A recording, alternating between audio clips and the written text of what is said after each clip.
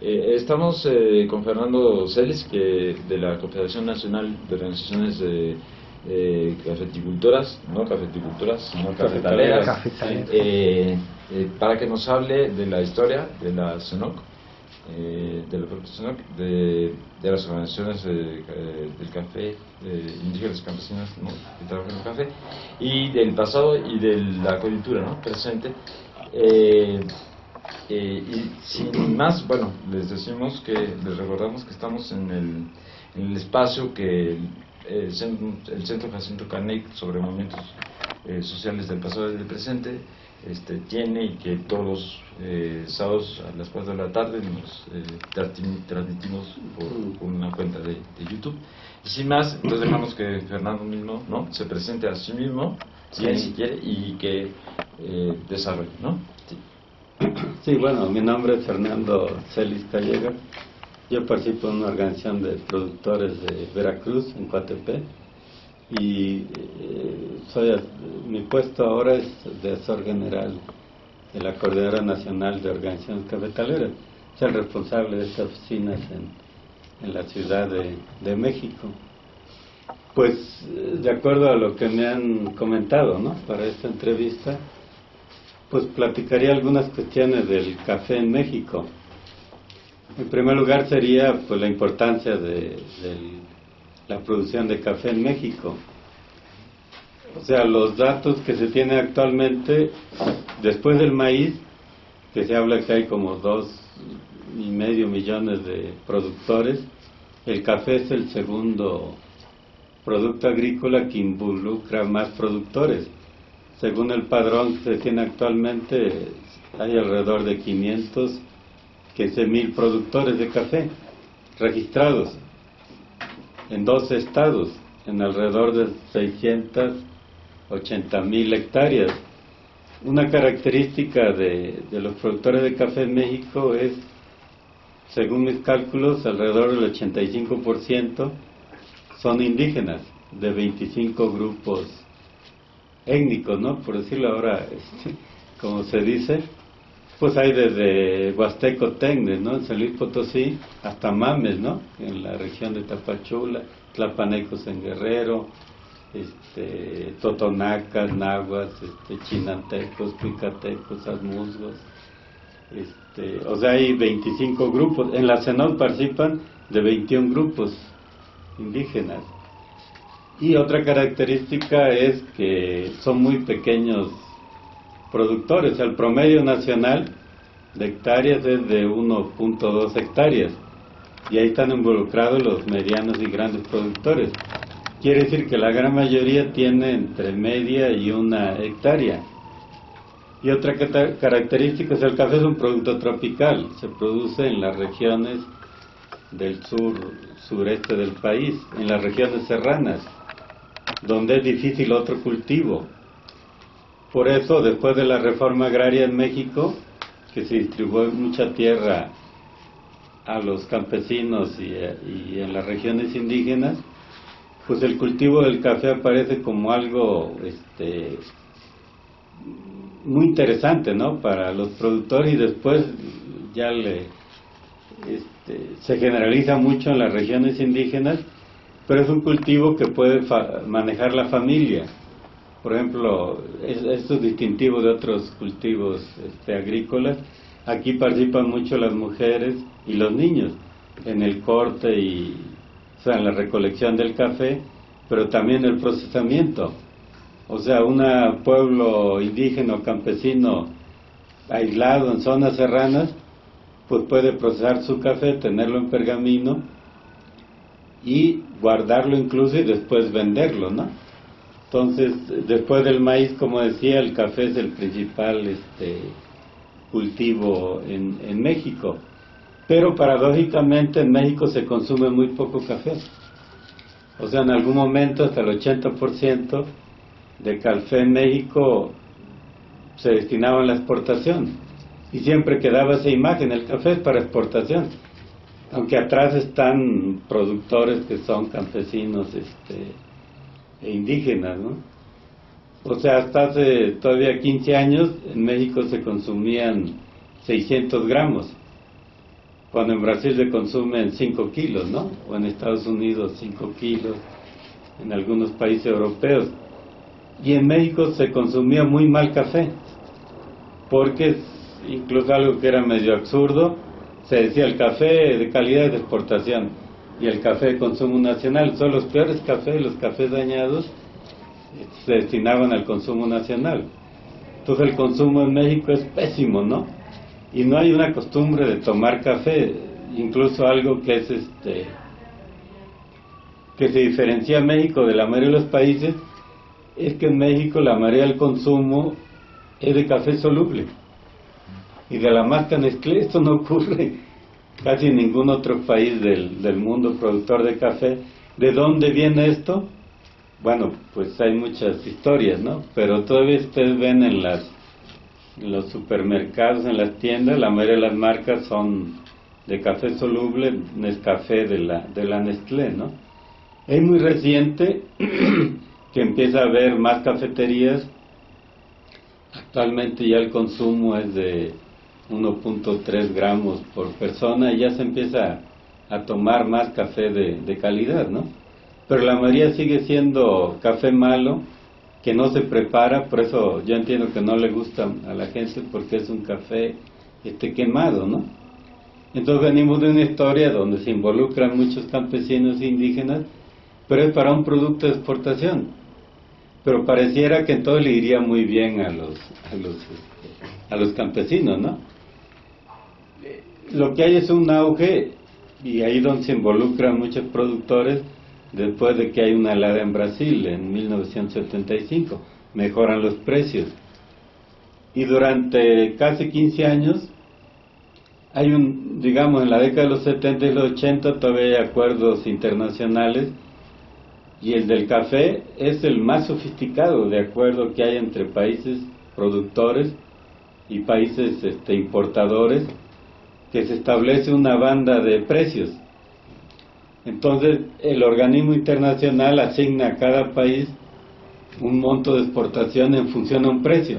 Eso es muy importante, porque el objetivo de este convenio internacional era un precio remunerativo para los productores.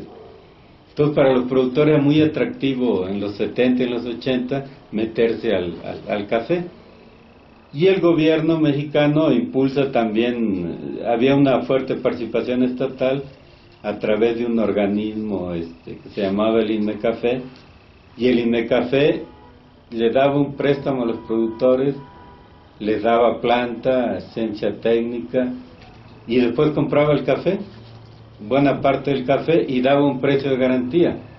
El precio de garantía estaba muy ligado a que había este convenio internacional.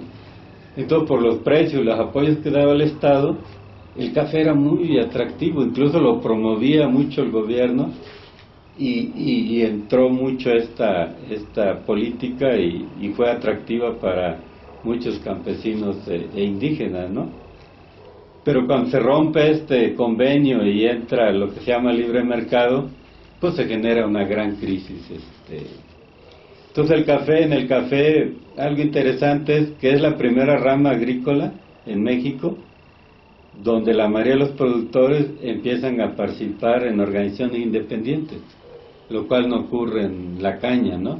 Que incluso ahora sigue habiendo, y en la mayoría de los cultivos, organizaciones ligadas al régimen del PRI, ¿no? Al partido gubernamental, ¿no? Ahora y por muchas décadas, ¿no? Todos los primeros movimientos que surgen a fines de los 70 y en los 80, que son después el origen de la Coordinadora Nacional de Organizaciones Cafetaleras, hay como 4 grandes movimientos, ¿no? El que se da en 79, 80, ahí se forma la Unión de Uniones. Y las demandas, eso es muy interesante, seguir el cambio de las demandas de los productores. Las demandas son porque entrara más el INMECAFE. O sea, fue en la época, que porque el café estaba dominado por caciques locales, ¿no? Y lo que llamaban los varones del café, que eran incluso buena parte extranjeros, que dominaban la comercialización. pagaba muy bajo precio a los productores. En esa época a un productor le llegaba un 40 o un 50 o menos del precio de referencia internacional. Cuando entra el IMECAFé, mejora, ¿no? 70, 80%, ¿no? Todos los productores demandaban pues que abrieran centros de compra, la costalera, que dieran chipos, fertilizante, la planta. O sea, las primeras luchas, esta del 79-80, es en relación a que mejorara el IMECAFé. En el 82 se da un movimiento en Veracruz, que surge la Unión de Productores de Café de Veracruz, y la demanda es porque pague un mejor precio de garantía. O sea, del 79 al 89, las demandas son porque el organismo que compra café estatal pues pague mejores precios y mejores funcionamiento. Luego en el 87 hay otro movimiento también en la región de Córdoba y de Veracruz. En el 89, ya cuando se habla del retiro del IMECAFé, también hay otro movimiento en Oaxaca, se forma la Coordinadora Estatal de Productores de Café de Oaxaca, y la demanda también era porque no se retirara el IMECAFé, que mejorara. Pero finalmente el gobierno salinista pues era una política, ¿no?, de retirar toda la participación estatal.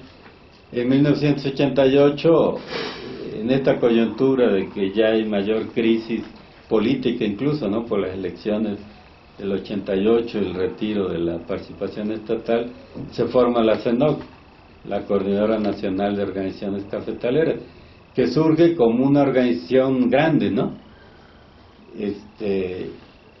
Incluso en el padrón que levantamos en el 1994, donde porque había toda una disputa, ¿no?, de quién tenía la representación en el sector, ¿no? Había un fondo importante de recursos que se entregó a los productores y había mucha discusión sobre la representación.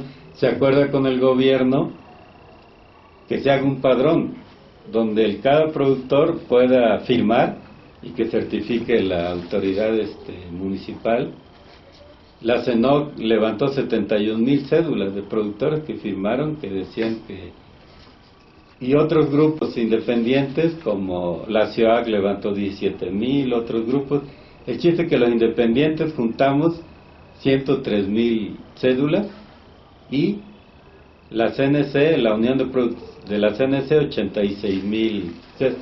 Esto es algo interesante porque es la primera vez que en una rama importante los productores independientes, organizaciones independientes, demuestran que tienen mayoría que los organismos ligados al café, ¿no? Entonces la CENOC también, pues ya las demandas en los siguientes años no son porque mejore el IMECAFé, porque el IMECAFé es desmantelado totalmente, ¿no? Es más bien por comercializar directamente el café de los asociados, y entonces se generan experiencias interesantes, ¿no?,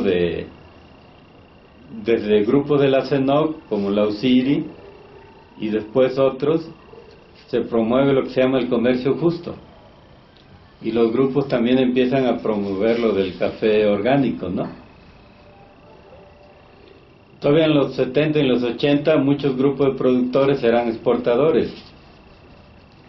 Pero la mayoría, con la crisis del 87, la crisis del 89, la mayoría fracasan. Casi los únicos grupos que quedan en los 90 y luego en la década del 2000 que comercializan son los que venden en el comercio justo y como café orgánico. El comercio justo es un acuerdo entre productores y consumidores a través de pequeños torrefactores, en el cual ofrecen un precio fijo, que se considera un precio justo. Este precio es muy importante. Por ejemplo, en el 2001, 2002, el precio en la bolsa baja a $50, pero en el comercio justo se puede pagar $140. Y todavía sigue ahora. Casi los únicos grupos que comercializan, ¿no?, a precios más altos son en esto que se llama el comercio justo, ¿no? Entonces la cafeticultura mexicana atraviesa después de los fines de los 80 por varias crisis. O sea, las primeras crisis son por bajos precios.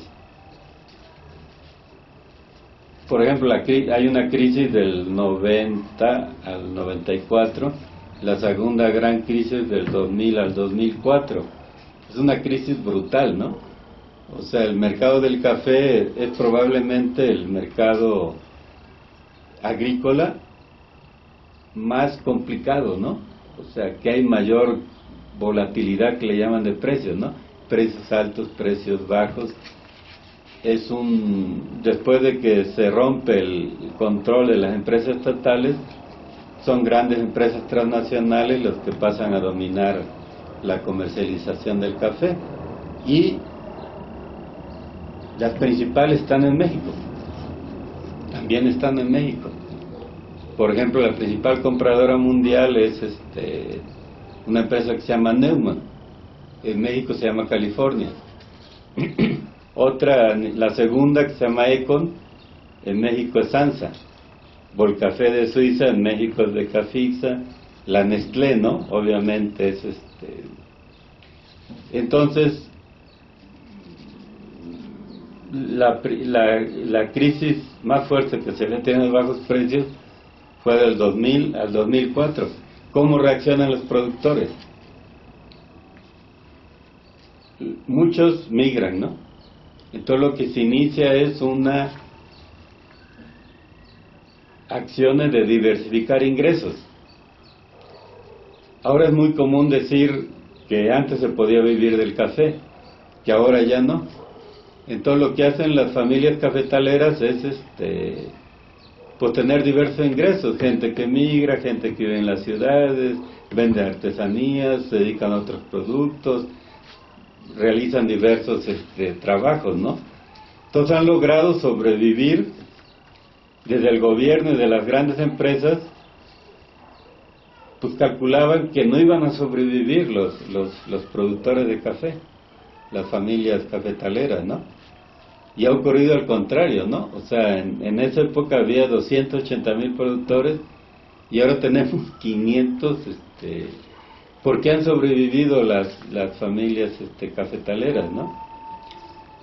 Y aquí convendría ver también lo que ha pasado en el campo, ¿no? En los últimos años.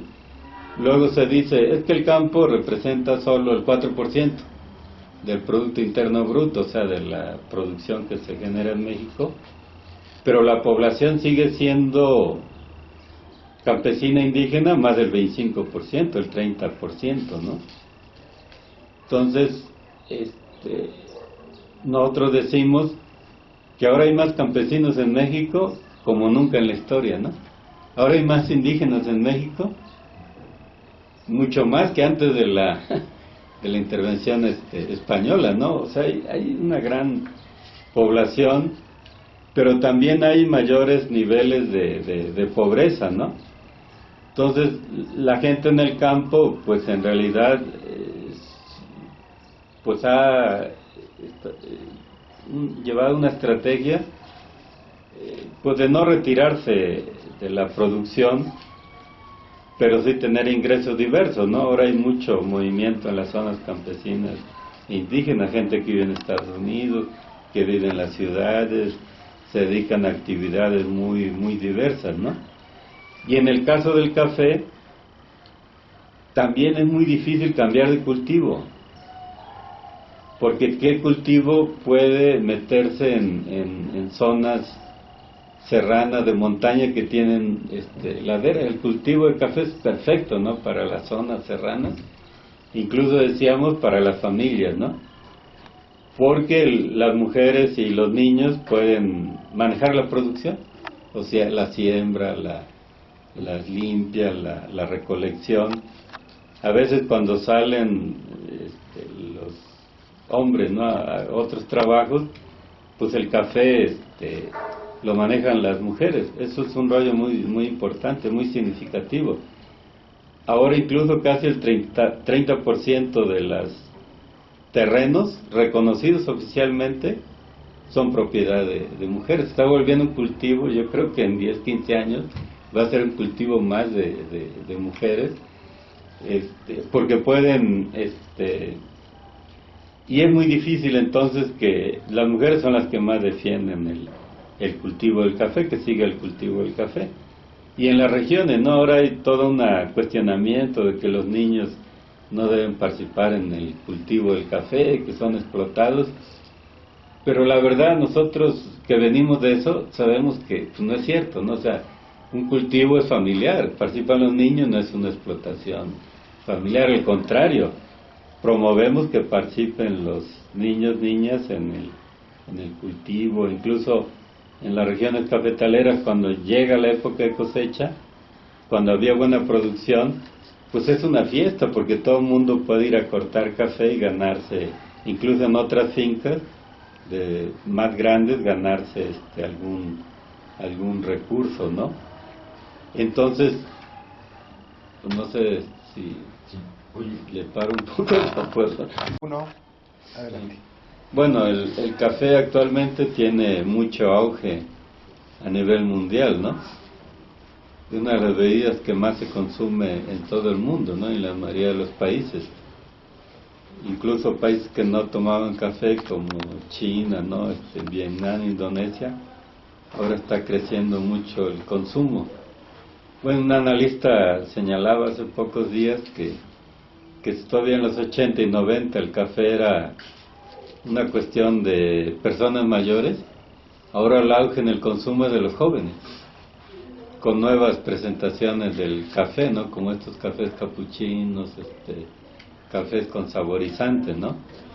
Obviamente a nosotros no nos gusta que la gente consuma café mezclado, ¿no? Preferían que consumieran café puro, ¿no? En México es muy particular el consumo, y mucha gente que viene del extranjero lo ve rápido, dicen aquí, como ya decíamos, muchos siguen consumiendo café soluble, pero consumen un tipo de café que se llama americano, que es un café aguado, y todavía le echan azúcar. O sea, en otras partes no se consume así el café, no se consume más en lo que se llama en México café expreso, ¿no? O sea, más concentrado.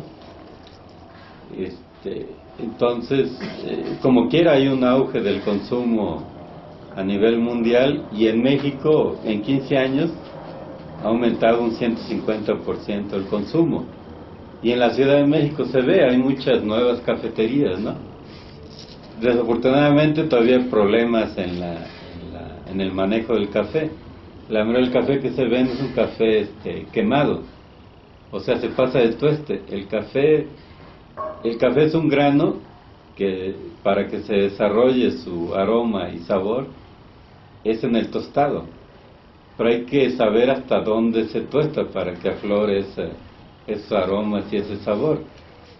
Y en México lo pasan de tueste, porque incluso los de las cafeterías, como la mayoría lo pide mezclado con leche y saborizante, pues lo pasamos de tueste.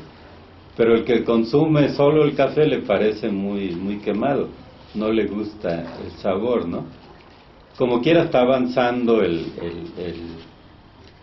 consumo de café en México, ¿no? Entonces México tuvo, digamos, un auge. Si en los 50 se producía 1 millón de sacos, el nivel más alto fue en el ciclo 99-2000, se llegó a 6.2 millones de sacos. Después, con las crisis que ha habido, pues vino bajando la producción, y digamos, en los últimos años la producción promedio había sido de 4.5 millones de sacos. Esa es la referencia mundial, así se exporta el café en sacos de 60 kilos de semilla de café. O sea, el café es un grano que pues hay que cortarlo cuando está maduro. Hay varios procesos, ¿no? Si se le quita la miel, se llama café lavado. Si se deja que seque con miel, se llama cafés naturales. Y hay dos variedades, una variedad que se llama robusta y otra arábiga, y en México la mayoría de la producción es de café arábiga y de este proceso que se llama arábigos lavados, que ya la mayoría de la producción mundial ya no es de este tipo de café. La mayoría de la producción mundial es de café robusta, que es una variedad más con más cafeína, más amarga, y luego de arábigos naturales. Pero en México el 95% de la producción es de arábigos lavados, que se considera de la mayor calidad. Por ejemplo, si a nivel mundial se producen actualmente 155 millones de sacos, solo 40 millones de sacos son de café arábigo lavado, cada vez es menos. Y una característica en México es que ya nos está dando a nivel mundial es café con sombra diversificada. Entonces los cafetales, que es un arbusto, además con árboles, proporcionan muchos beneficios ambientales, ¿no? Que es algo que demandan mucho los productores, que en el precio se reconozca que dan beneficios ambientales, ¿no? Captura de carbono, protección de los suelos, de las cuencas hidrológicas, y producen oxígeno, ¿no? Les decía, actualmente hay un auge, ¿no?, a nivel mundial en el consumo, y en México, y el café ya lo presentan como un grano maravilloso, ¿no? Porque ahora le encuentran muchas virtudes, ¿no?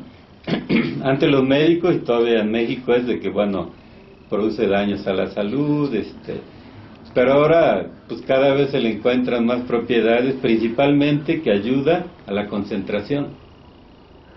Entonces ahora mucha gente toma el café no porque le guste el sabor, sino porque ese golpe de cafeína pues hace que se avive, como dicen, ¿no? O que se concentre, ¿no? Muchos toman café por eso, no porque les guste el café, ¿no? Es más bien por avivarse, ¿no? Por concentrarse, ¿no? Pero, digamos, lo que hay a nivel mundial es que las grandes empresas lo que quieren es café barato, ¿no? Y los supermercados lo que venden también es café barato, ¿no? Promueven más el robusta, el cafés naturales, esquemas de alta productividad. Por ejemplo, Vietnam produce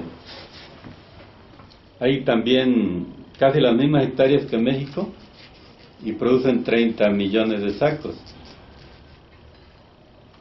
Brasil, que tiene la mitad de los productores de México, produce 55 millones de sacos, y nosotros traíamos 4.5 millones de sacos, pero son plantaciones de alta productividad, mucha fertilización química, sin sombra.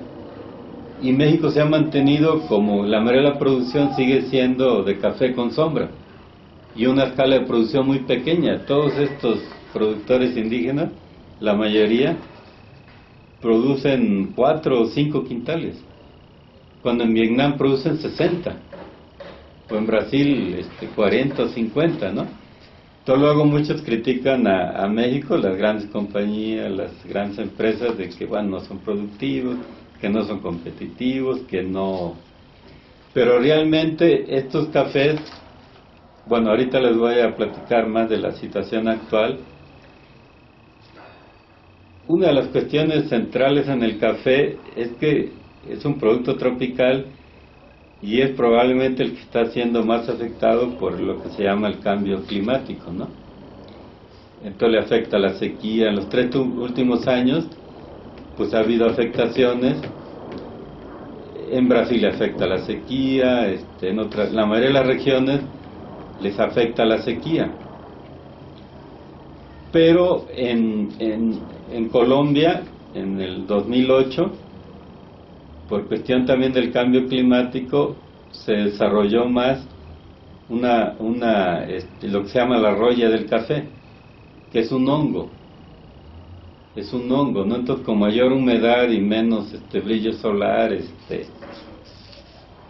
se desarrolló ese hongo en y afectó casi un 40% de la producción en Colombia. Luego se vino hacia los países de Centroamérica, o sea, Honduras, Guatemala, y en el 2012 ya estaba en México. Y en los 3 últimos años ha afectado mucho en México la producción. Por ejemplo, si traíamos 4.5 millones de sacos, en el ciclo antepasado bajó a 3.2, en el pasado a 3 millones de sacos, y actualmente, además de la roya, hubo problema de mayores lluvias y más frío en regiones ligadas cercanas al Golfo, y la producción, según nuestros cálculos, bajó a 2.2 millones de sacos. Entonces tenemos la cosecha más baja en 54 años. Entonces es un retroceso. Hay regiones como Coatepec, como Coetzalan, solo se tiene el 15% de la producción. Entonces hay todo un debate. Bueno, se pudo haber controlado lo de la roya desde el 2012. Pues en Colombia y en Centroamérica la controlaron, pero aquí en México, pues el gobierno quiso aplicar ahí un producto biotecnológico nuevo que no funcionó, y después, para ocultar que no había funcionado, pues dejó de impulsar políticas de control de la roya, ¿no? Pero el tema más complicado para los productores actualmente es lo del cambio climático. Por ejemplo, México está en la zona cercana digamos, a la zona templada. Entonces el café solo se da hasta cierto nivel de latitud, ¿no? Por ejemplo, en partes de San Luis Potosí, la Huasteca Potosina y Nayarit. Más allá ya no, porque le afecta el frío. Y se produce en México máximo a 1500 metros. Más arriba no se puede producir porque es un producto tropical. Pero lo que está ocurriendo en México, paradójicamente, la mayoría de los países dicen es mayor calor. Pero en México, la zona del Golfo, lo que ha habido es más frío, más lluvia y más frío. Porque entran los frentes fríos, ¿no? O sea, lo vemos ahora en los reportes de cómo entran los frentes fríos, pero esos frentes fríos se han reforzado por otros factores que, bueno, a lo mejor es muy complicado manejarlo, explicarlo, ¿no? De una que se llama oscilación dodecadal del Pacífico, el vórtice ártico, ¿no? Que se está calentando el Ártico, desborda el frío. El chiste es que llega más frío, ¿no? Y ese frío es lo que está afectando la producción. El hongo de la roya, que también es por una cuestión del calor, porque cuando entra un frente frío viene aplastando el calor y se siente, ¿no? Luego es un ambiente propicio para los hongos, se expande el hongo y todavía el frío. Y se está calentando el Pacífico y lanza más lluvias al Golfo. Entonces vemos en regiones como Coetzalan, para dar un dato, Coetzalan es una región muy lluviosa. Llovía 4.000 milímetros al año. En el 2015 llovió 5.700 milímetros. O sea, es muy lluvioso. O sea, combina esta humedad que viene del Pacífico con este frío que viene. Entonces ahí tenemos un problema. O sea, la mayoría de los productores de café, todos estos campesinos indígenas, aguantaron la volatilidad de los precios, del retiro de los subsidios, pero ahora tenemos un problema más grande, más difícil. Algunos dicen, a lo mejor lo de la roya lo podemos controlar. Ahora, esto de la roya es una cuestión muy interesante. Bueno, en otros cultivos son otros problemas, pero lo que hay es un gran debate, que es lo que me gustaría exponer en esta parte, es que lleva a una discusión sobre las variedades de café.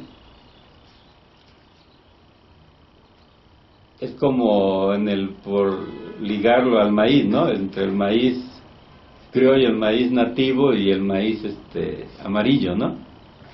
Entonces, en el café lo que hay, en el arábigo, es que hay lo que se llama las variedades tradicionales. que son las que vinieron de Etiopía. El café tiene su origen en Etiopía, ¿no? El café arábigo llegó hace 200 años en México. Toda la variedad tradicional se llama típica. Y otras después que fueron también derivadas de la típica es la Borbón, la Mundo Novo, y esas son las que tienen la mayoría de los productores. Por decir, aunque no es una variedad, no son nativos como el maíz, pero son las variedades viejas, ¿no? De hace 200 años que el productor la vino manejando. Y en México es uno de los países que tiene más diversidad agroclimática, o sea, de suelo, de microclimas, entonces de calidades de café.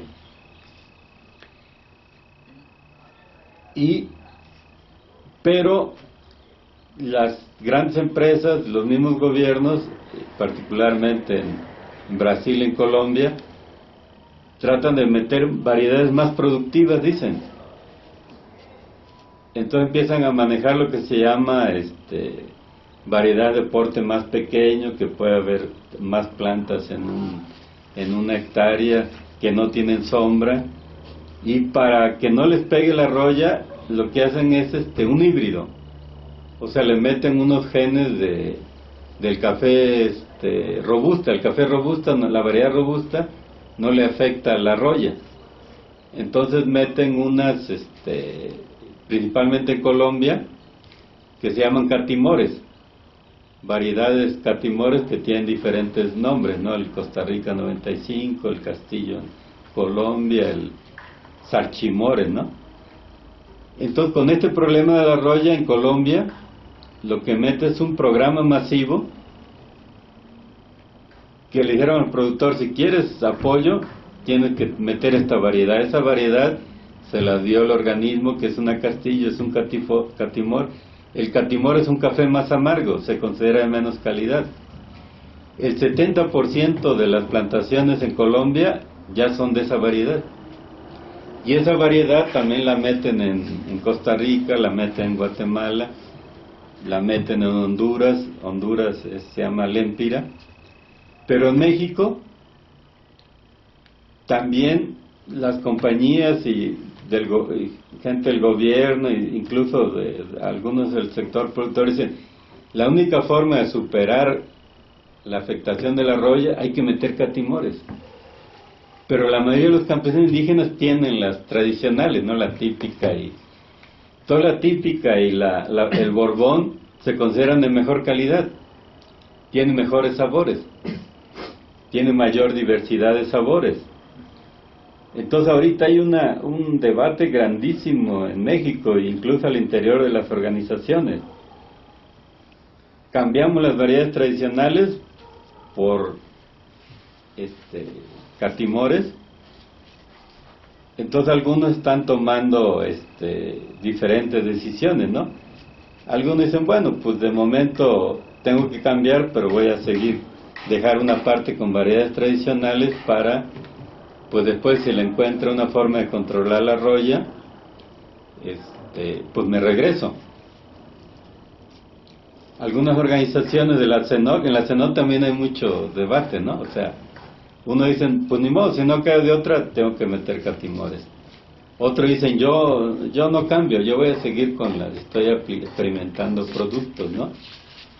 El problema es que requieres varios años para experimentar y encontrar métodos de control de la roya, ¿no? Entonces tenemos una situación muy grave, ¿no? Se cae la producción un 55%, pero además es la cuestión de cómo vas a controlar la roya. Incluso nosotros decimos: bueno, la roya la vamos a controlar, ¿no? En pocos años.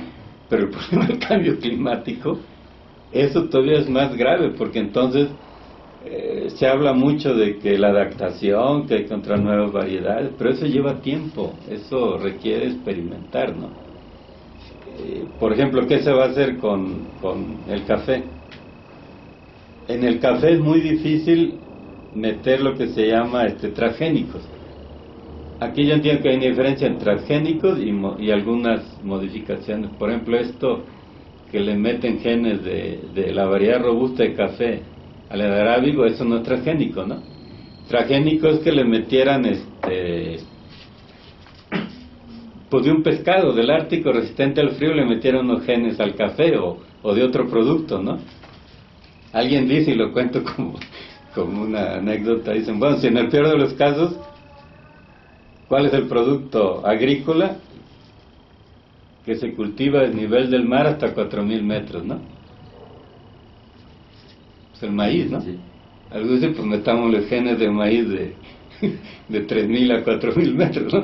Pero en café no, o sea, los europeos, a nivel mundial, nada de transgénicos, ¿no? O sea, es muy difícil que en café actualmente se maneje lo de transgénicos, ¿no? Pero ahí está el problema, ¿cómo controla la roya? ¿Cómo resuelve el problema del cambio climático? Entonces, lo que está pasando a nivel mundial en el café es que las grandes empresas promueven un café robusta, que es más barato, y en Brasil naturales, en grandes plantaciones, y en México pues hay esos 500,000 campesinos indígenas, o sea, muchos dicen no van a aguantar, porque con lo mismo de la roya no van a poder encontrar, tienen que meterse a catimores. La cuestión de los catimores es que las empresas y el mismo gobierno promueve un esquema de que más plantas, ¿no? O sea, los productores de café, por ejemplo, la mayoría tienen 1.500 plantas, no que metan 3.000, pero meter 3.000 plantas de estas variedades catimores sin sombra implica fertilizar mucho, implica control de plagas, ¿no? Y la mayoría de los productores de México, la mayoría son orgánicos, y nosotros no vamos a meter eso.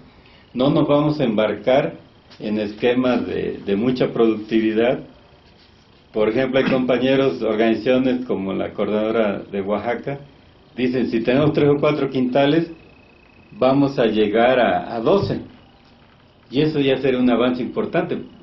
O sea, producir 40 o 50 no es viable. En México, en zonas serranas, productores campesinos, indígenas. Pero lo que nosotros vemos es que estos cafés catimores tienen menos precio. Los cafés que se consideran de mayor calidad, entonces probablemente México sea uno de los pocos países que queden con una producción de cafés tradicionales y con sombra. O sea, la tendencia que promueven es café sin sombra de alta productividad. Entonces el reto más importante, digo que va a ser una hazaña de los cafetaleros mexicanos, de los pequeños, si logran conservar ese café. Porque en pocos lugares del mundo va a haber cafés de esas características, que son los cafés de mayor calidad, de los mejores sabores. Aquí la cuestión es que hay una presión tremenda. Por ejemplo,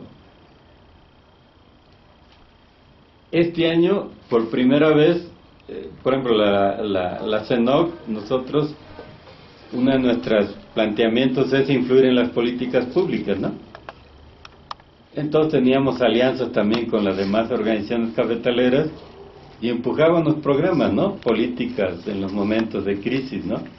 Por ejemplo, en la crisis del 90 al 94, impulsamos un programa emergente en el 92, uno de apoyos directos en el 94, en la crisis del 2000 al 2004, pues un programa, un fondo de estabilización de precios, que entregó 2.800 millones de pesos en 3 años. En el 2003, en el marco de lo que fue el campo no aguanta más y el acuerdo para el campo, promovimos un programa de fomento productivo. Entonces, esos programas apoyaban a la mayoría de los productores con un monto efectivo por hectárea. Ahorita el gobierno dice, ya vamos a retirar esos subsidios. Solo vamos a dar planta y apoyos de paquetes tecnológicos para que los productores renueven sus cafetales. Con el asunto de la roya dicen tienen que renovar y meter catimores, pero entonces a nuestro juicio ese es un error, no es adecuado, y atrás está pues que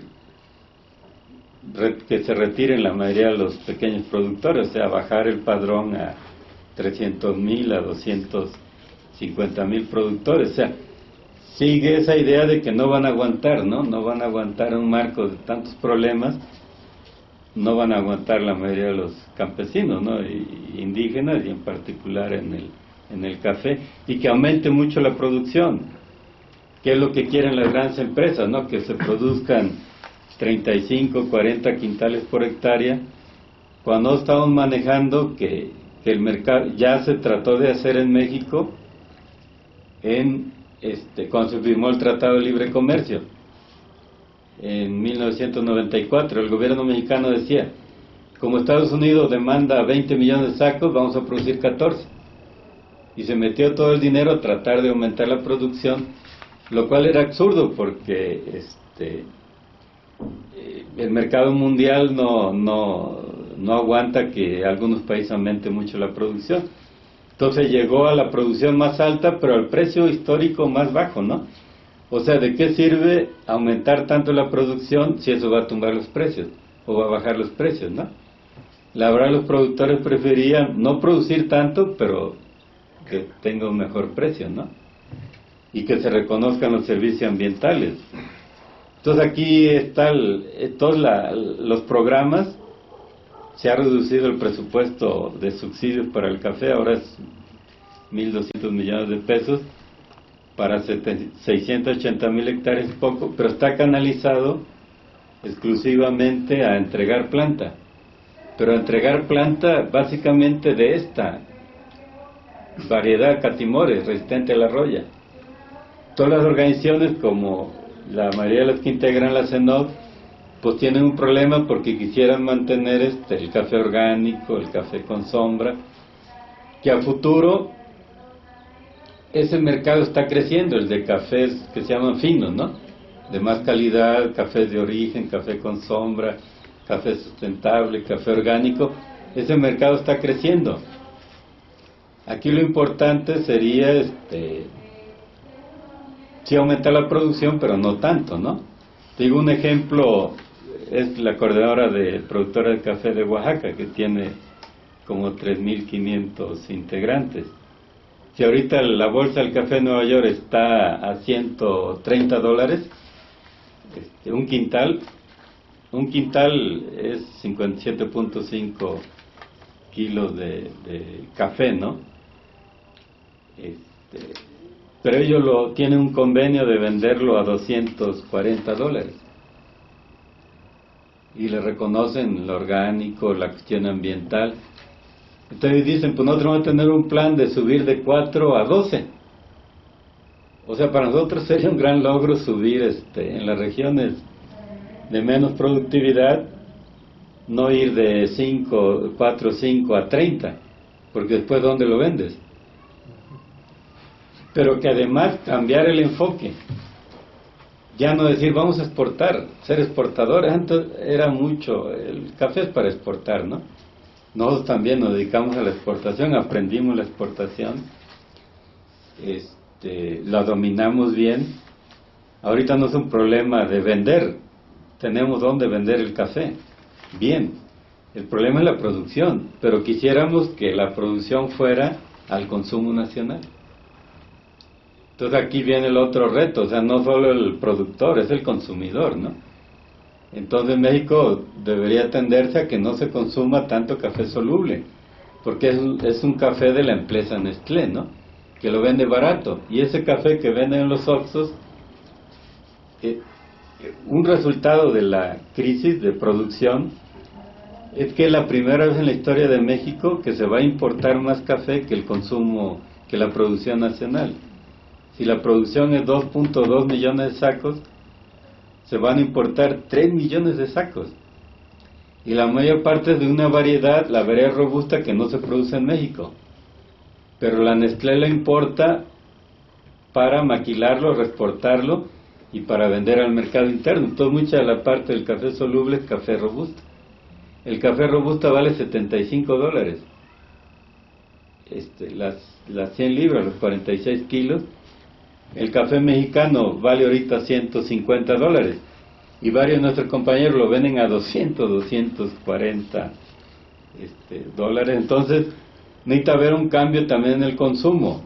Es importante que por México la gente aprenda a consumir café, pero de más calidad, mejor preparado, ¿no?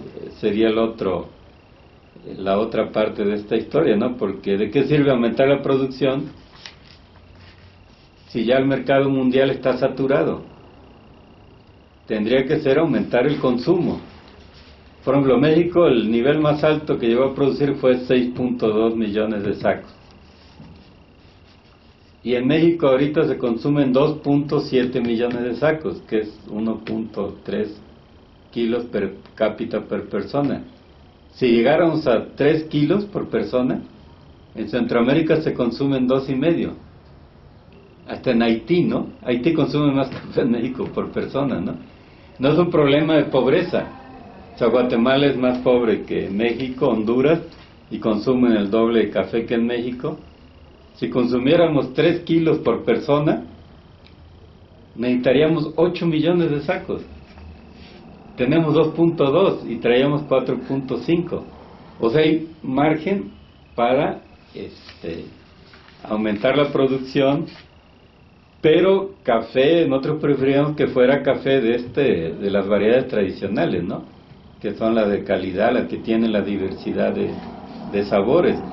Porque en el café es una cuestión que no conoce casi la población, que el café tiene muchos sabores, que depende de los suelos, y México es un país que tiene la mayor diversidad de suelos y de microclimas. Pero eso no hay una cultura de tomar café en México, o sea, todo el café de calidad mexicano se iba a la exportación, ahora ya hay más cafeterías, entonces necesitamos que aumente el consumo, pero de ese café. Porque las grandes empresas dicen, voy a promover el consumo, pero de café en el café, ¿no? Con saborizantes, ¿no? Y nosotros, entonces ahí, pues es una cuestión muy interesante, porque esto genera varias preguntas. Una, ¿irán a aguantar los productores? Los campesinos, los indígenas, pues no han aguantado mucho. Ahora dicen, bueno, es que los jóvenes ya no les interesa estar en el campo. Bueno, no les interesa porque pues, precios muy bajos, falta de ingresos, no hay empleo. Si se convirtiera en una actividad con mayores ingresos, pues ya vemos, ya no se puede entrar a Estados Unidos, en las ciudades tampoco hay empleo. Mucha gente está regresando al campo. Vemos ahora más población en el campo, porque ahí está creciendo más la población. La población indígena es la que más ha crecido. En México hay mucha población en el campo, viene una demanda fuerte de alimentos. México es un país que tiene una gran diversidad de suelos, tierras, puede producir una gran variedad de alimentos, de frutas, de café, ¿no? El consumo está aumentando de café, el chiste es qué tipo de café. Nosotros preferiríamos el café de las variedades tradicionales, entonces ahí pues tiene que haber una mayor relación entre productores y consumidores, ¿no? Los consumidores de café, que hay un auge en México y en la juventud, ¿no? Que el café, claro, no el café que nosotros quisiéramos que fuera café solo, ¿no? Bien preparado. Pero bueno, dicen, pues ya ni modo, que lo combinan con leche y son capuchinos y con saborizantes pero entonces, los consumidores deberían saber también qué hay atrás de la producción de café, ¿no? O sea, cientos de miles de familias que producen algo que es muy apreciado, ¿no? El café es muy apreciado en el mundo, ¿no? Y ahora más por los jóvenes. Entonces ahí, pues, hay que ver, ¿no? O sea, cómo esa nueva juventud, bueno, digo nueva, parece contradictorio, porque un joven siempre es una persona nueva, pero todo el mundo dice ahora el café es una cuestión de los jóvenes. Bueno, quieren café, quieren un buen café, quieren café de calidad, pues hay que sostener a los campesinos, ¿no? A los indígenas que lo producen, ¿no? Y aquí hay algo muy importante, ¿no? O sea, en México probablemente va a ser el único país de los productores medianos que pueda mantener un café con estas variedades tradicionales y con sombra, que proporciona beneficios ambientales importantes, ¿no? Claro, ahorita tenemos el problema de la roya, que muchos dicen que no se puede superar si no se mete esas variedades, esos híbridos, ¿no? Que se consideran de menor calidad. Pero pensamos que hay capacidad como para encontrar alguna pues cura, como dicen los productores, ¿no? de la cuestión de la roya. Ahora, el cambio climático no solo un problema de los productores, es un problema de toda la población. Entonces aquí viene otro elemento interesante. La población urbana, los jóvenes, pues que quieren hacer algo. ¿Por qué se va a hacer con esto del cambio climático? Pues una forma de actuar es sostener la cafeticultura, porque la cafeticultura son arbustos que producen oxígeno y absorben dióxido de carbono y tienen árboles. O sea, es uno de los pocos cultivos que son casi perfectos, ¿no? Alguien diría, es un cultivo para mantener un medio ambiente más adecuado, ¿no? Más saludable, ¿no? Entonces, pues volvería a señalar eso, ¿no? El café se está volviendo algo más atractivo para los jóvenes y para mucha gente porque pues ayuda a la concentración y ayuda a reactivar la gente y por sabores, ¿no? Y por una moda, muchas veces que es una moda en los jóvenes, ¿no? Entonces va a haber más consumo de café en México. Aquí el punto es, se tendrá que importar, como este año la mayoría, y de menos calidad, o se podrá mantener la producción por parte de los campesinos y los indígenas, porque además aquí hay una cuestión. Pero Brasil tiene 260,000 productores, en México hay 515,000. ¿Es malo? Pueden sobrevivir, dicen algunos que no pueden sobrevivir. Aquí la importancia es que se asocien, como en nuestro caso, nosotros tenemos como 30 o 40 organizaciones que tienen algunas centenas, miles de productores. Entonces asociados pueden tener sus viveros para producir su propia planta, pueden tener su beneficio para procesar el café, pueden tener un volumen y exportarlo.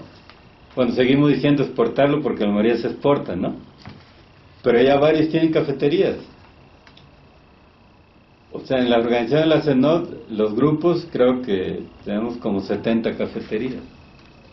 Desde Cafés Colibrí, ¿no? De un grupo ahí de la zona del Cerro de Cosoltepe, en Huixilán de Cerdán. Está la CEDCO en Oaxaca, que tiene el café que se llama La Organización. Los de Coatepé tienen una cafetería, los de CEDCO tienen varias cafeterías en Oaxaca. De Coatepé tiene una cafetería también ahí en el centro está CESMAS, está Triunfo Verde, ¿no? Están los de la Tosepan, ¿no? Que tienen sus propias. También hemos aprendido eso, o sea, procesar el café y venderlo en cafeterías. Mucho del futuro de que sostengan las organizaciones es venderlo a mejor precio, pero en cafeterías en México. Eso implica riesgos, implica gastos, ¿no? Pero creo que es una cuestión de aprendizaje, ¿no? Entonces, en el caso del café, pues varias organizaciones pues tienen ese control, desde la producción hasta vendérselo al consumidor en México en cafeterías o exportarlo a mercados de mayores precios, ¿no? Lo que hay es un entramado de muchos problemas, si no son las políticas públicas, es la cuestión política, ¿no? Ya vemos en Veracruz un desastre político, ¿no? En Oaxaca igual, en Chiapas igual, ¿no? En Guerrero también, mucha violencia, ¿no? En las regiones campesinas indígenas. Entonces atraviesa el mercado, un mercado muy complicado, el del café, las políticas gubernamentales, los problemas políticos, la roya y luego el clima y el frío. O sea, uno dice, puta, tantos problemas, ¿irán a aguantar los campesinos? los indígenas, pues yo digo que ya han aguantado, ¿no? Y la cuestión es este aprendizaje colectivo, hasta de cómo controlar la roya, pues tiene que hacerse más ágil, más rápido, ¿no? Y tiene que haber más, o sea, cambian las políticas públicas, pues solo con un nuevo gobierno, ¿no? Gobierno más democrático, ¿no? Que apoyen más el campo, ¿no? La población, ¿no? Debe demandar también productos más sanos, ¿no? De más calidad, que beneficien ambientalmente su producción, ¿no? O sea, como que estamos en una carrera contra el tiempo, ¿no? Donde ahí tiene que haber desde los productores hasta la gente, ¿no? Hasta el gobierno, hasta... Tenemos que hacer un cambio muy rápido. Es muy importante que haya cambios, ¿no? Mientras más rápido, mejor, ¿no? Yo creo que hay experiencia, ¿no? El chiste es cómo esa experiencia transformarla en acciones más con mayor habilidad, ¿no? Porque manejar la producción se requiere, nosotros decimos que un campesino es como un artesano, ¿no? Que su mata de café la maneja como tiene que saber qué suelo es, qué variedad es, qué le afecta, cómo tiene que podarla, cómo hay que cortar el grano, luego cómo hay que procesarlo, cómo hay que tostarlo, ¿no? Eso de que el campesino, el indígena es un ignorante, o que no tiene preparación, que le falta que se modernice, pues es una tontería, ¿no? O sea, sí hay un aprendizaje ahí importante, ¿no? Manejar el café no es tan fácil, ¿no? Y la verdad es que hemos aprendido y aunque tenemos muchos problemas, pues yo creo que depende de aprovechar esa experiencia, ¿no? Ser más hábiles, ¿no? Ser más activos, ¿no? Ser más, no más inteligentes, se oye malo de inteligentes, ¿no? Más bien más hábiles, ¿no? Y pues tiene que haber políticas gubernamentales adecuadas. Y yo creo que el futuro de México, del café, va a depender de los consumidores, ¿no? Que dejen de lado ese café soluble, ¿no? Que dejen de lado ese café robusto y consuman el café mexicano, ¿no? El café de las variedades tradicionales, ¿no? Bueno, pues ahí Fernando, ¿cómo se organizan estos indígenas y campesinos del café en México? ¿Cómo están organizados internamente? Bueno, ya decía que la Coordinadora Nacional de Organizaciones Cafetaleras se acordó formarla en 1988, ¿no? Y se constituye formalmente en 1989. Entonces es una organización muy digamos, en los 90 formamos una comercializadora, ¿no? Pero tuvimos ciertos problemas, ¿no? Cuando vino la devaluación del 95, ¿no? Todo lo que se ha acordado es funcionar de manera muy autónoma, ¿no? De tal manera que cada organización es muy autónoma. Solo tenemos estas oficinas en la Ciudad de México, aquí no tenemos personal prácticamente y no se realizan actividades conjuntas de comercialización y de financiamiento, ¿no? Eso lo realizan las organizaciones en sus regiones, ¿no? En sus localidades, ¿no? Entonces, como CENOC, lo que hacemos son reuniones mensuales cada 2 meses de una directiva y una comisión de enlace, y hacemos reuniones nacionales o encuentros nacionales en varias regiones, ¿no? En los últimos años lo hemos hecho en Coexalan, en la Tosepan, ¿no? Todos los integrantes, la mayoría tienen registro legal. Por ejemplo, está la Unión de Ejidos, el grupo regional más grande es la Unión de Ejidos, la Nueva Luz de la Montaña, de San Luis Acatlán, Guerrero, que tiene como 4.700 integrantes. La gran mayoría son tlapanecos. Ellos tienen un beneficio de café. Incluso ellos son uno de los impulsores de la policía comunitaria, ¿no? de esa región, porque tenían problemas de robos, ¿no? Por ejemplo, en Oaxaca hay productores de diferentes grupos indígenas de diferentes regiones. En la Mazateca, en la zona chatina, ¿no? En la zona Mije, zapotecos. Y ellos, bueno, los productores pues están en su comunidad, tienen su pequeña parcela, trabajan el café como familia, pero ya lo juntan y lo llevan al beneficio de la organización.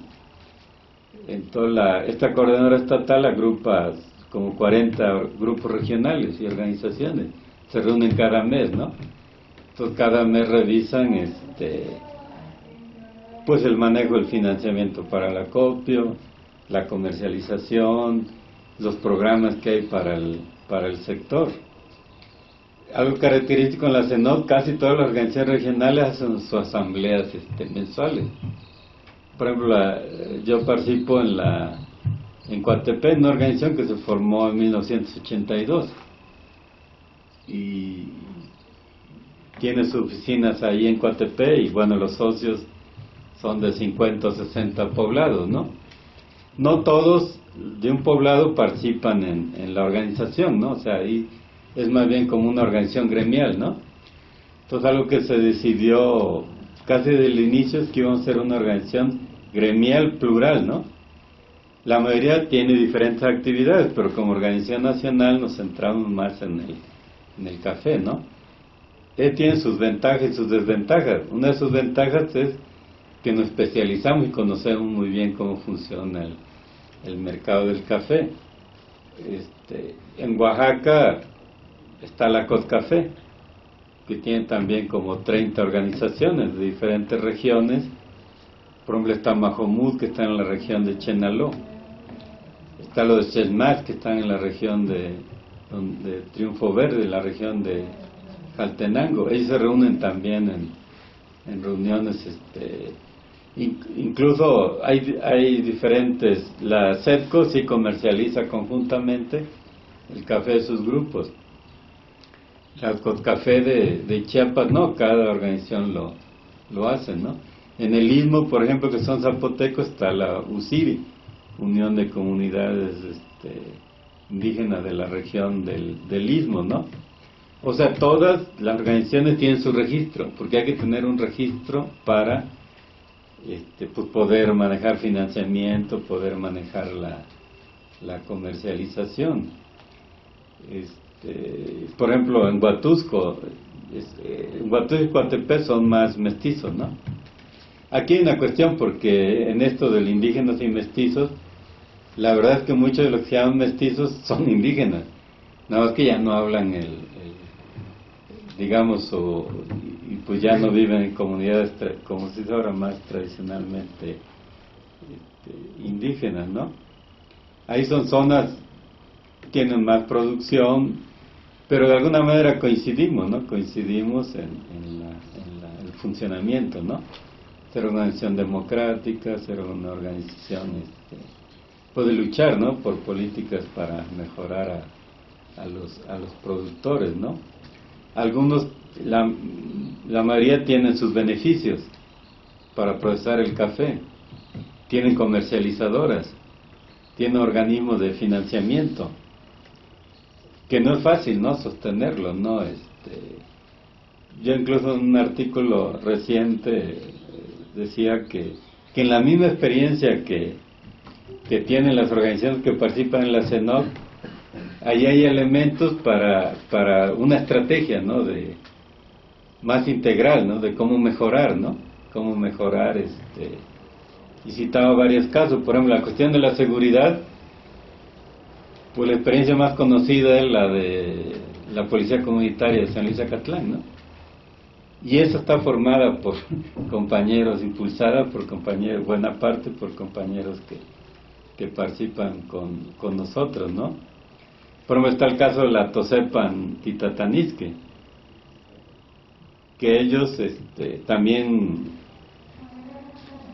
son productores de café y comercializan, pero la mayoría está ligada en torno a una caja de ahorro y préstamo, que eso es muy interesante. La mayoría de las regiones están dominadas todavía por el capital usurero, ¿no? es una de las cosas más difíciles de romper, pero ahí hay un ejemplo. O sea, la caja de ahorro y préstamo de la CEPAN tiene como 30,000 socios, y entre eso ahorran y tienen alrededor de 250 millones de pesos, y tienen un esquema muy interesante, adecuado a cómo funciona realmente la familia campesina, la economía campesina, ¿no? O sea, ellos le pueden dar 9% a los que ahorran, cuando si alguien ahorra no recibe nada en los bancos se ahorra, no recibe, y prestan al 20%, al 22%, o sea, más barato que el capital usurero, pero pueden ser préstamos para la fiesta, ¿no? Porque va a haber la fiesta de Todos Santos, o porque van a salir de la escuela, porque se enfermó alguien, ¿no? Esa es una experiencia interesante. Ellos mismos tienen una experiencia de vivienda, de autoconstrucción de vivienda, también con apoyo de programas públicos. Pero ellos producen los materiales y tienen hasta arquitectos, y con la gente han diseñado un modelo de vivienda pues más adecuado al productor, ¿no? Entonces la vivienda es muy importante en la familia campesina porque articula la vida campesina, ¿no? Ahí puede tener la economía de traspaso, puede tener un buen manejo del agua, ¿no? Incluso la CEPAN tienen farmacias donde atienden y médicos donde atienden a la población. La CEDCO tiene una SOFON, que es una financiera más especializada, que da créditos de comercialización y incluso da créditos a grupos que están, no solo a los de la CENOC, ¿no? Algunos tienen proyectos de mujeres, ¿no? Entonces uno ve la experiencia, aunque somos una organización de café gremial, la gente está metida, eso es como que lo que nos une, ¿no? Y esa cierta especialización ha ayudado porque podemos movernos muy bien en este marco, pero lo que manejan las organizaciones integrantes es muy diversificado, ¿no? O sea, manejan también otros cultivos, ¿no? También otros proyectos, ¿no? De artesanías, entonces no necesitamos aprender de otras partes o aprender de los libros, o sea, viendo lo que se ha construido, la propia experiencia de la organización, ahí están los elementos de cómo puedes construir un modelo de vida campesina, pues donde la gente viva bien, ¿no? Vivir bien no es ser rico, no tener muchos bienes, pues es tener lo elemental y pues en condiciones de igualdad, ¿no? De que no haya explotación, no haya discriminación, ¿no? Que es una parte muy difícil porque todavía hacia la población campesina, también indígena, hay mucha discriminación, ¿no? De que incluso en el aspecto político, que es un punto central, ¿no? Que yo, cuando me invitaron a la CEPAN recientemente a una exposición de los retos de las organizaciones campesinas, pues yo decía esta cuestión de que, bueno, tener una visión, ¿no? Un objetivo, pero ese objetivo lo sacas de la misma experiencia de las organizaciones, ¿no? ¿Cómo maneja la seguridad? Pues ahí está la experiencia de los compañeros que la pueden retomar en regiones de esto donde está la TOCEPAN, en un pueblo que hay mucha violencia ahora, secuestros, ¿no? Robos, pues hasta lo del ahorro de préstamo, lo de la vivienda, lo de la salud, lo de otros cultivos, incluso ahí hay otra experiencia interesante, es lo de la defensa del territorio, ¿no? Hay una de las experiencias más importantes, que la población local se reúne, incluso en asambleas cada 2 meses donde hay 3,000 gentes o 4,000 gentes, ¿no? Y se han ligado a un grupo de abogados democráticos, pero muy expertos, ¿no? Muy expertos que han logrado parar la entrada y tiene influencia del municipio. Es uno de los casos donde el mismo cabildo del municipio ha acordado que no van a entrar las mineras o las presas hidroeléctricas. Esa es una experiencia muy importante. Entonces, cuando decimos hay que aprender, pues sí, pues de nosotros mismos. Ahí en nosotros mismos está la experiencia de no necesitas andar buscando grandes ideas, ¿no? Grandes otras cuestiones. Y yo concluí diciendo, el mayor reto es la democratización del país, ¿no? Porque lo que estamos es metidos, por ejemplo, en Veracruz, ¿no? En este ambiente de corrupción política, de pugnas políticas, toda esta manipulación que hay. Pero lo que vemos es que incluso a nivel nacional, el régimen priista se sostiene en buena parte con el voto de los campesinos. Y decíamos, la gente urbana no le gusta eso, ¿no? Es que los campesinos los manipulan, se les venden por una lana. En Veracruz es el caso extremo, ¿no? Señalaba lo de cómo en Jalapa hay una situación muy distinta a la que hay en Nacayucan y en las regiones. Entonces que ahí es uno de los mayores retos, porque entonces ¿cómo podemos aspirar a que nos apoyen desde la población urbana si no pareciera como que el lastre, ¿no?, para la democratización del país está en el campo? Te digo, ahí pues es vergonzoso, ¿no? Pero ahí pues tenemos que reconocer eso, y un reto que las organizaciones pues tenemos que promover también, que en el campo los campesinos, los indígenas pues también sean parte de la democratización del país, ¿no? No es fácil aprender a manejar la producción, la comercialización, tener cafeterías, exportar. Por ejemplo, en la CENOG hay una experiencia importante, participamos mucho, muchos nos critican, dicen que ustedes son muy institucionales, porque estamos en los organismos para el sector. Por ejemplo, ahorita el organismo que hay, que se llama AMECAFE, el representante es miembro de la CENOG. Hay un fondo que tiene como 840 millones, yo soy el presidente. Muchos dicen, bueno, ¿y por qué están ahí? Porque también nos interesan las políticas públicas. Una de las tradiciones más importantes de la CENOG es influir en las políticas públicas, que ahorita no se puede mucho porque el dominio de las grandes empresas transnacionales y del gobierno, pero algunos hay que estar ahí, y hemos aprendido, ¿no? Entonces, en la CENOG, aunque la mayoría son indígenas, pero hay mucho movimiento. O sea, los de CIRI fueron a Europa a promover indígenas, promover el comercio justo, ¿no? Van a las ferias internacionales del café, lo de Sesmarch y Triunfo Verde. Yo acabo de ir a la conferencia mundial del café en Etiopía, ¿no?, la semana pasada, y voy como miembro de la delegación de México. He ido a la mayoría de las conferencias. O sea, tenemos que aprender a movernos en lo local, pero también en lo internacional, en lo nacional, e influir, porque tienen que hacerse alianzas con grupos en México, pero también a nivel internacional, ¿no? Nosotros promovemos que haya coordinación con los países productores, que se había perdido mucho, ¿no? Pero creo que con la especulación que hay en los mercados y las bolsas, viene una época donde tiene que haber más coordinación de los países productores de café. Entonces tenemos que empujar que el gobierno mexicano acepte también coordinarse con Colombia y los centroamericanos, ¿no? Entonces ahora que hay mucha información, mucho intercambio, ¿no?, tenemos que aprender las organizaciones a movernos en ese medio, ¿no? Y a construir, ¿no? No solo cuestión de resistir, bueno, a ver cómo sobrevivimos, ¿no? Tenemos que demostrar que es un mundo viable, ¿no? Y es un mundo bueno, ¿no?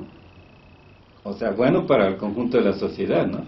Porque se producen alimentos, se producen productos que quiere el conjunto de la sociedad en condiciones de mejoramiento ambiental, ¿no?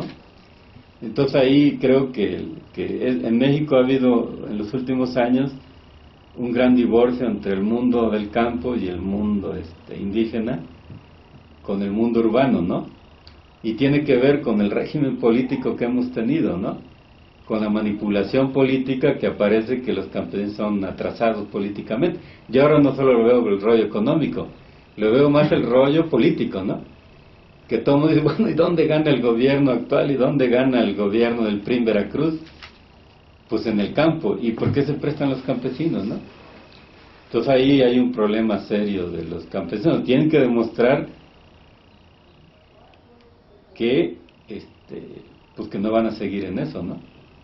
Porque si no, vuelve a pasar en Veracruz las elecciones que vienen y vuelve a ganar el PRI, nada más con el voto incluso falso de algunas regiones, principalmente del campo, pues ¿con qué cara salen los campesinos? ¿Con qué cara salimos a exigir pues que haya apoyos políticas o apoyo Ahora, de la población urbana, ¿no? Al mismo tiempo es cierto que solo la franja, digamos, de los campesinos que tú estás mencionando, ¿no? Uh-huh. Pues, indígenas y digamos, la zona sur y centro-sur, ¿no? Uh-huh. Del país, es la única donde la izquierda gana, ¿no? Uh-huh. O sea, digamos que el PRI y el PAN siempre ganan de esa franja que tú defines para arriba. Allí no han perdido una vez, ¿no? Entonces también es un poco, digamos que me parece que... Lo que pasa es que ¿no? ahí es algo que pues nosotros nos gusta también discutir, ¿no? Revisar en la CENOG, o sea, México, la cuestión del campo también tiene sus características, porque hubo una reforma agraria muy fuerte, ¿no? Como pocas en el mundo, pero como que hubo un control político, ¿no? Y eso generó una cultura política, una cultura organizativa que no es fácil superar en México, ¿no? México no va a avanzar hasta que los campesinos y las organizaciones cambien también su cultura política, ¿no? Claro, ya no es la mayoría de la población es urbana, pero al final es una cuestión nacional, ¿no? O sea, un cambio importante pues es en conjunto, ¿no? Es en conjunto.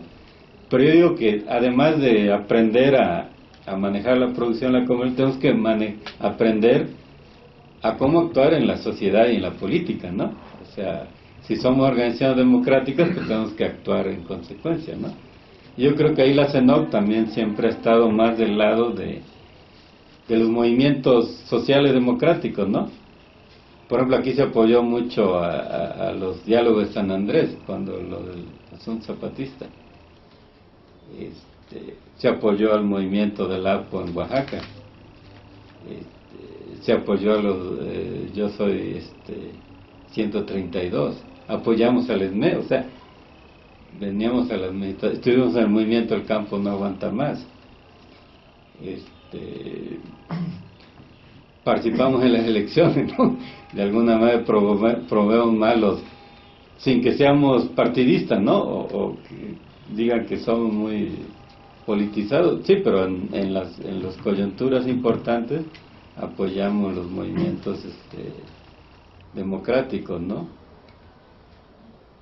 Y eso es muy importante porque va generando una cultura, ¿no? Una cultura, una conciencia que no es fácil, ¿no? Que no es fácil en México, que desde el campo haya organizaciones democráticas y pues una cultura distinta, ¿no? Cuesta mucho, yo creo que cuesta más esta parte política organizativa que la parte productiva y comercial, ¿no? Oye, y una pregunta, cuando hablas de oh, perdón,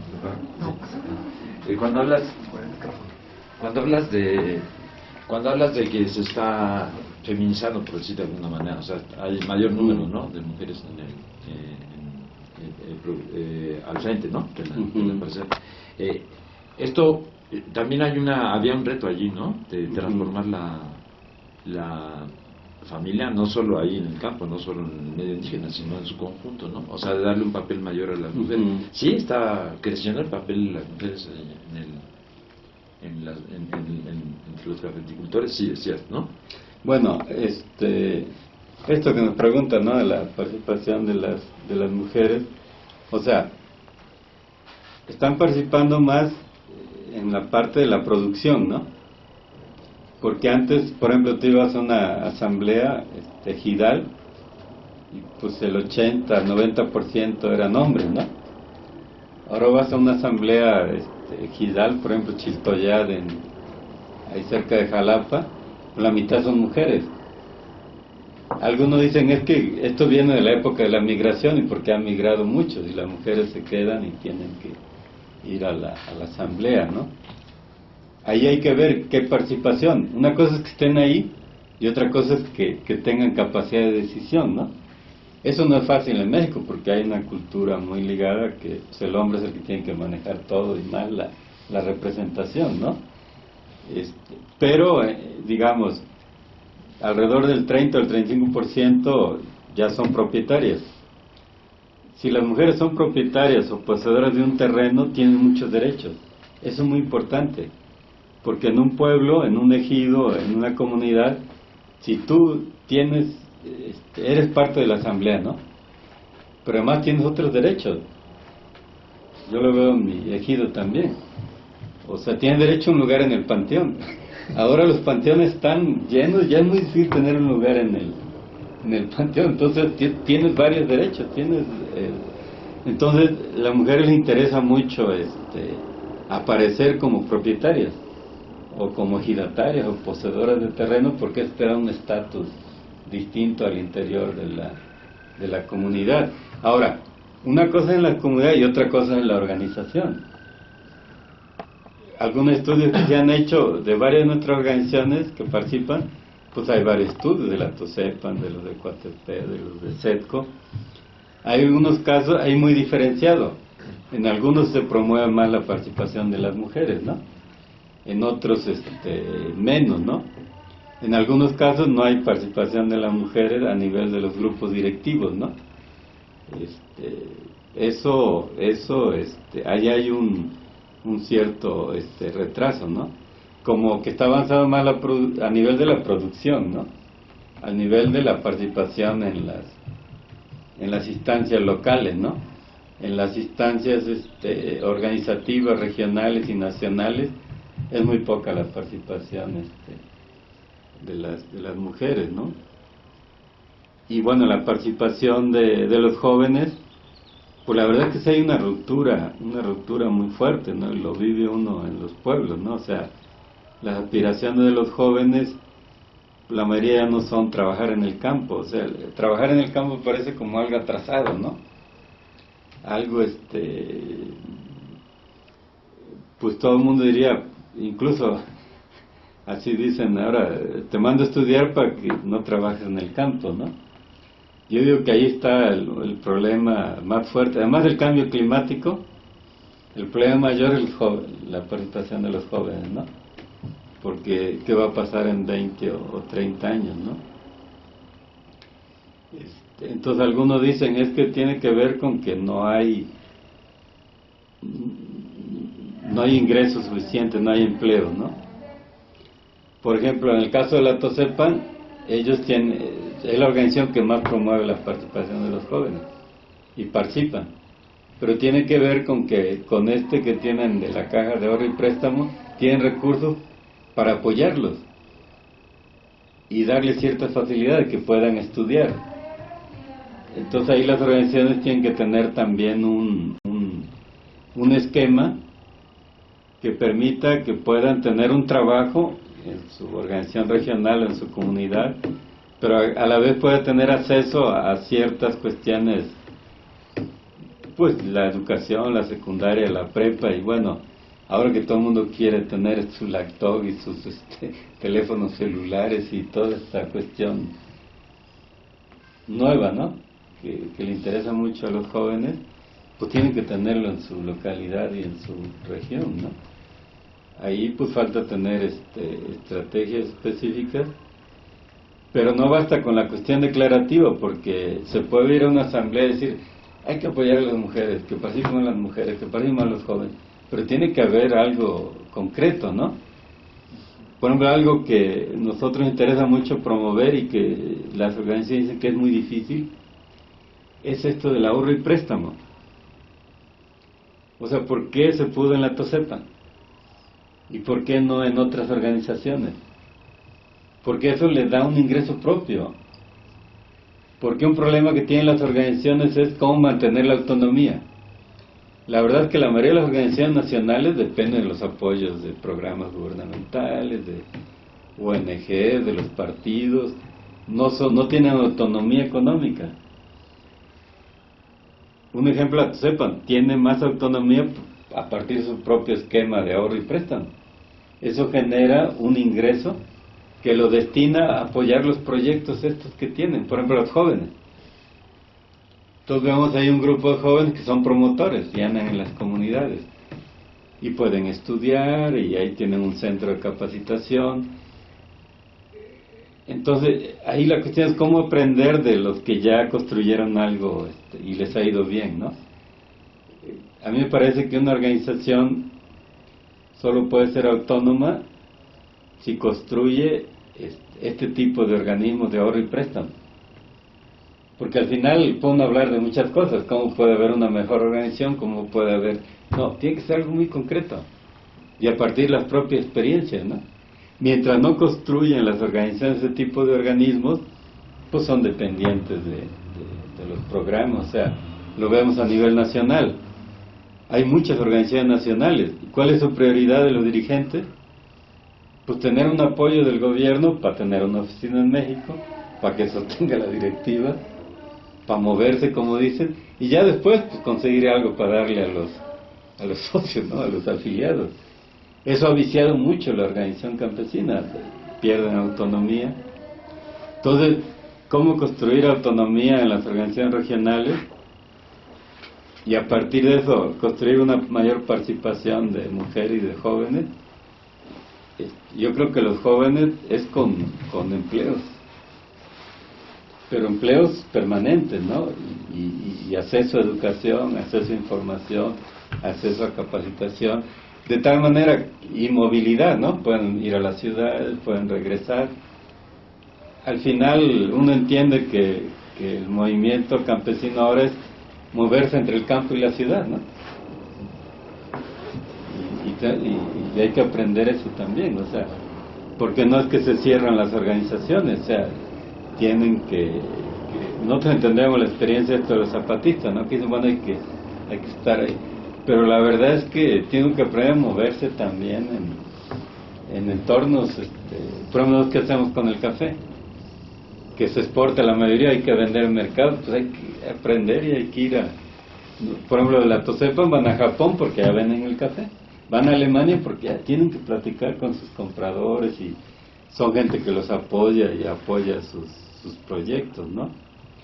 Entonces, yo digo que las organizaciones ya aprendimos la comercialización, ya armamos la producción. Tenemos 3 retos principales. Uno es lo del cambio climático, otro es lo de los jóvenes, ¿no? Porque eso lo veo más difícil que la participación de las mujeres, ¿no? O sea, lo de los jóvenes es más complicado. Y la otra es la cuestión política, ¿no? O sea, la democratización del país, cómo los recursos públicos, las instituciones, pues sirven para fortalecer al campo, no como ahora que pues, sirven para fortalecer a las transnacionales, a los políticos, ¿no? Y eso, pues yo creo que tenemos que movernos muy rápido, aprender muy rápido, fortalecer muy rápido, porque todo esto viene muy rápido, ¿no? O sea, el cambio del clima, los problemas políticos mundiales, la crisis económica, todas esas cosas, parece que abruman a todo el mundo, ¿no? Pero hay que aprender a resolver esos problemas, ¿no? O si no, sí nos va a aplastar eso, nos va a aplastar pues, tantos problemas, ¿no? Pero digo que en las experiencias ahí está la clave, ¿no? Tenemos que aprender de nuestras propias experiencias, ¿no? Y ya en conjunto, pues ahí hay un modelo para la vida en el campo, ¿no?